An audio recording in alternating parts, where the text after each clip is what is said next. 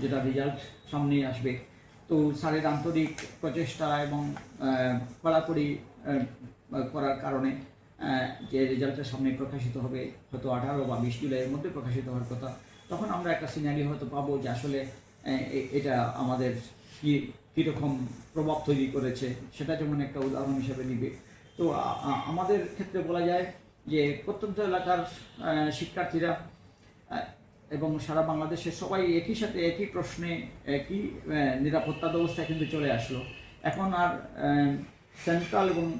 Centre এবং periphery অথবা একবারে শহর আর একবারে প্রত্যন্ত এলাকা, এর মধ্যে কোনো একটা পার্থক্য থাকলো না, কারণ সবাই কিন্তু শিক্ষা মন্ত্রণালয়ের নজরদারির মধ্যে কিন্তু আমরা বন্দি বলছি না, মানে দায়বদ্ধ, একবারে দায়বদ্ধ। আমাদেরকে মনিটরিং করার প্রচুর সুযোগ পাচ্ছেন। সুতরাং এটা আমাদের শিক্ষার্থীরা যখন বুঝবে যে নকল করে আর পাশ করা যাবে না, পড়াশোনা করতে হবে, তখন কিন্তু পড়াশোনাটাকে প্রায়োরিটি দিবে, এই বিশ্বাস আমরা করি।